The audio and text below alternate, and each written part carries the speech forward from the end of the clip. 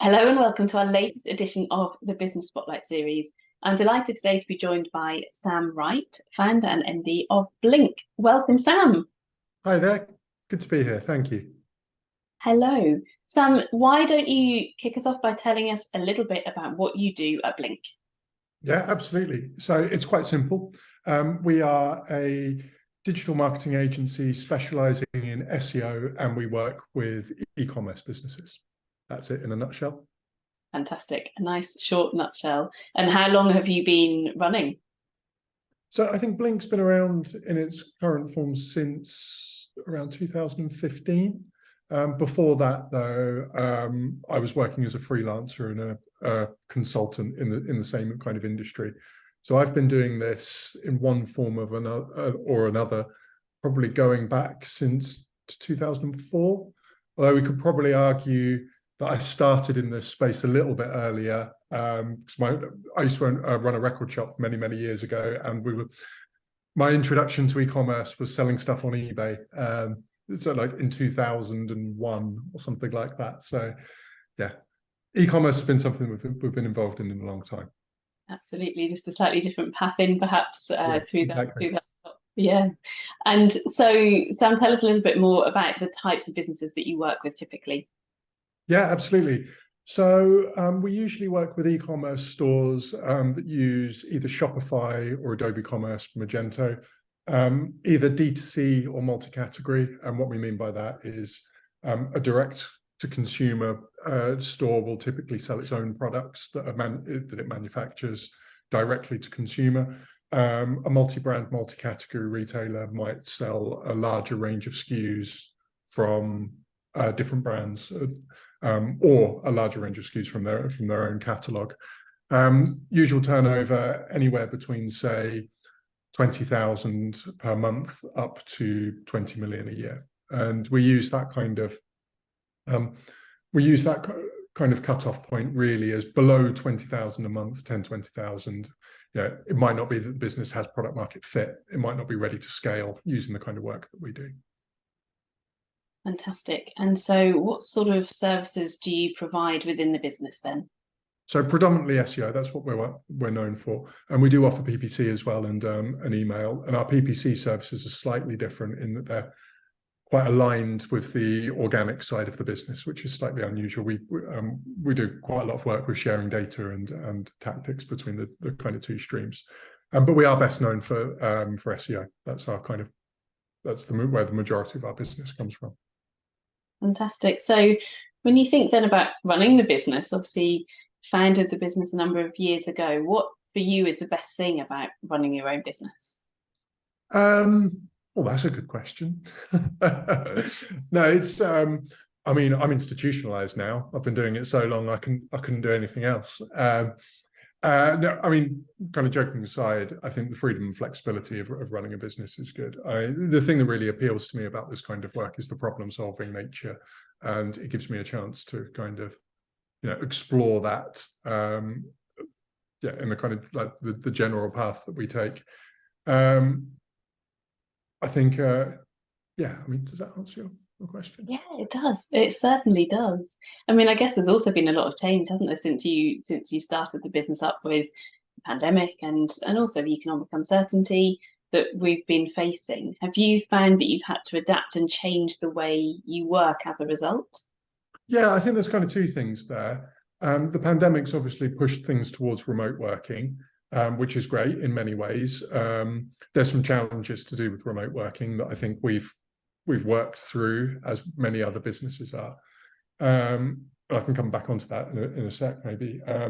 In terms of the economic uncertainty, I've been doing this a long time. It's not my first downturn or recession, and I've been working with kind of SMEs throughout that time as well. And I think I would say that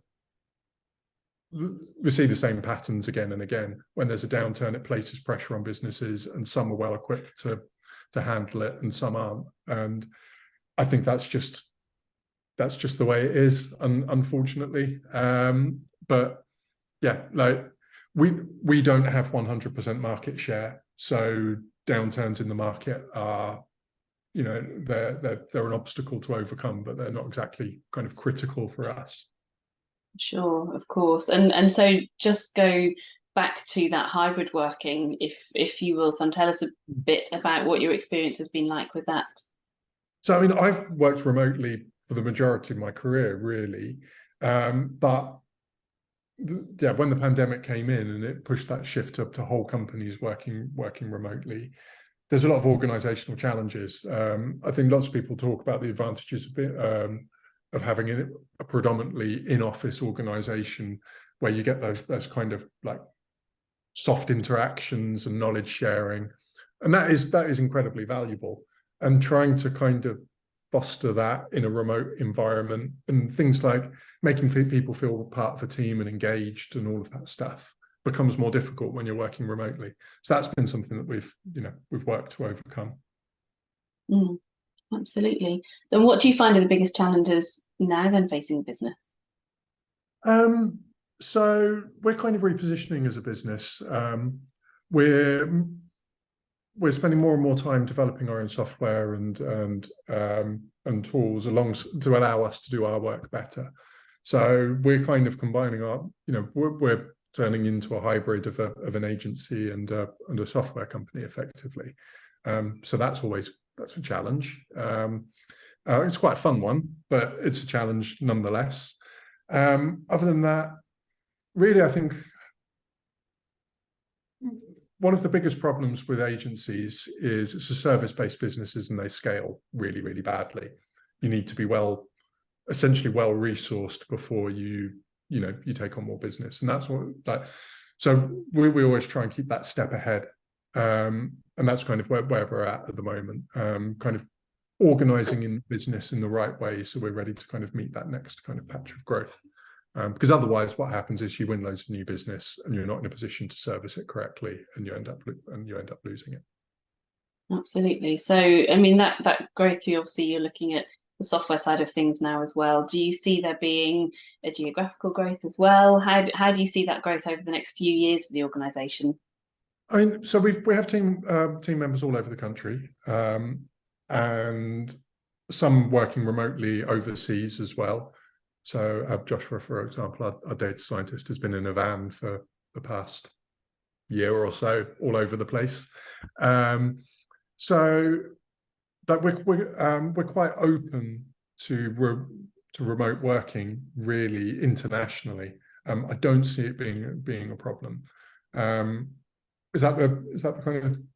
Yeah, absolutely. I mean, I think that flexibility is wonderful, isn't it? And to be able to offer that to people who are looking for that sort of flexibility in their work. I mean, I think the other thing I'd love to hear from you is for anyone who's looking to start their own business and maybe watching and listening to this today, what advice do you have for them if they're interested in starting up on their own? So I think there needs to be more to it than just wanting to start a business. That's not a good reason to start a business. That would always be the first bit of advice that I would give.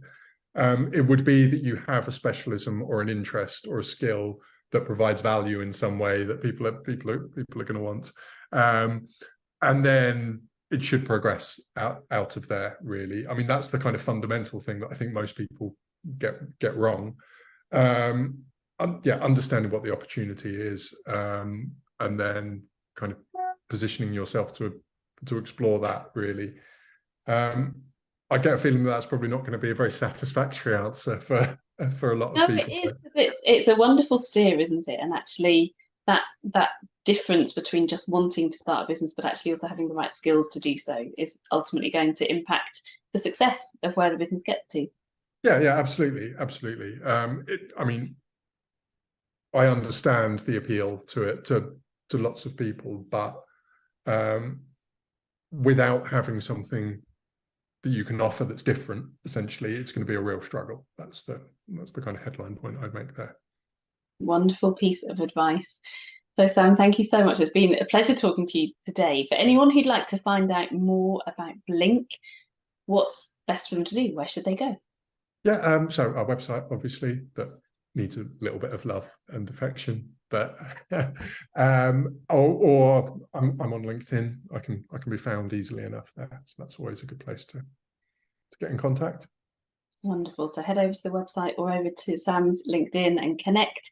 Sam, thank you so much. Wishing you all the very best with the future of Blink. Thank you.